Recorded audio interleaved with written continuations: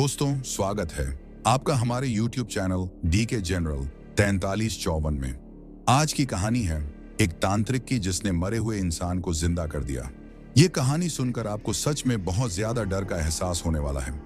दोस्तों, अगर आप लोग हमारे चैनल पर नए हैं तो प्लीज चैनल को जरूर सब्सक्राइब करें ताकि ऐसे ही कहानी आप लोगों को मिलता रहे।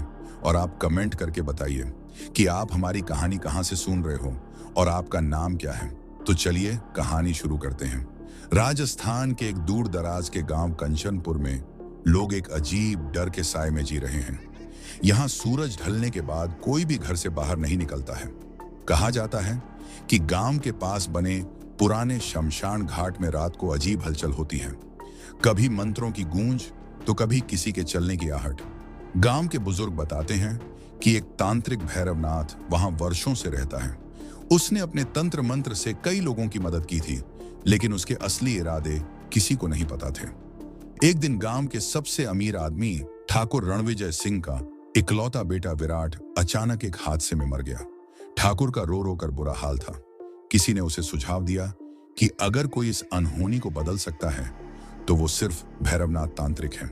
ठाकुर, जो पहले तांत्रिकों को ढोंगी मानता था, अब अपने बेटे को वापस पाने के लिए किसी भी हद तक जाने को तैयार था। ठाकुर अपने कुछ विश्वास पात्र लोगों के साथ आधी रात को शमशान घाट पहुंचा। वहां भैरवनाथ पहले से ही बैठा था, जैसे उसे इस बात की पहले से ही खबर हो। भैरवनाथ ने कहा, मैं उसे वापस ला सकता हूं, लेकिन याद रखना, जो एक बार मर चुका है उसे वापस लाना प्रकृति के नियमों के खिलाफ है, और जो वापस आएगा वो वही नहीं रहेगा। लेकिन ठाकुर कुछ भी सुनने को तैयार नहीं था। उसने तांत्रिक को बहुत धन देने का वादा किया। भैरवनाथ ने अपनी तंत्र क्रिया शुरू की। उसने विराट की लाश को एक विशेष तांत्रिक चक्र के बीच रखा और चारों ओर लाल धागे से घेरा बना दिया। फिर उसने कुछ राख लाश के चेहरे पर लगाई और जोर जोर से मंत्र पढ़ने लगा। जैसे ही अंतिम मंत्र पूरा हुआ, हवाएं तेज हो गई, शमशान घाट के दीपक बुझने लगे और अचानक विराट की लाश हिलने लगी। कुछ ही क्षणों में विराट ने आंखें खोल दी। ठाकुर खुशी से पागल हो गया, लेकिन जैसे ही उसने विराट को गले लगाने की कोशिश की, उसे कुछ अजीब महसूस हुआ। विराट की आंखें लाल हो गई थीं, उसकी आवाज भयानक हो गई थी और उसके हाव भाव किसी इंसान जैसे नहीं थे। भैरवनाथ ने घबराते हुए कहा, मैंने पहले ही चेतावनी दी थी कि ये अब तुम्हारा बेटा नहीं है, ये सिर्फ उसका शरीर है, पर आत्मा किसी और की है। ठाकुर को अब अपनी गलती का एहसास हो चुका था, लेकिन अब बहुत देर हो चुकी थी।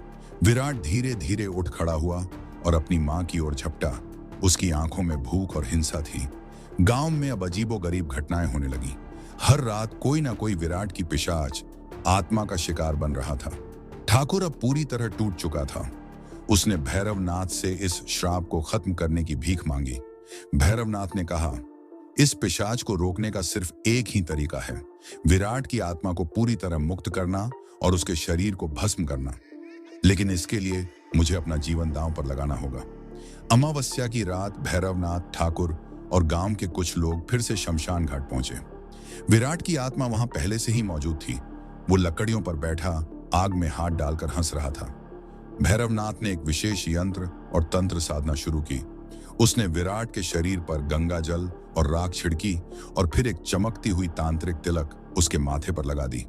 विराट जोर जोर से चीखने लगा। भैरवनाथ ने मंत्र पढ़ते हुए एक यज्ञ की आग प्रज्वलित की। अचानक विराट की आत्मा ने जोरदार अट्टहास किया और हवा में उड़ने लगी। नहीं, तुम मुझे बांध नहीं सकते, विराट की आत्मा भयंकर गुस्से में चीखी। लेकिन भैरवनाथ अटल रहा। उसने आखिरी बार अपनी शक्ति का प्रयोग किया और विराट की आत्मा को शमशान घाट की अग्नि में प्रवाहित कर दिया। तभी एक तेज धमाका हुआ और पूरा शमशान घाट रोशनी से भर गया। विराट की आत्मा धुएं में बदलकर हमेशा के लिए विलीन हो गई। लेकिन जैसे ही आत्मा का नाश हुआ, भैरवनाथ ने एक गहरी सांस ली और वहीं जमीन पर गिर पड़ा। उसकी आंखें अब शून्य थीं।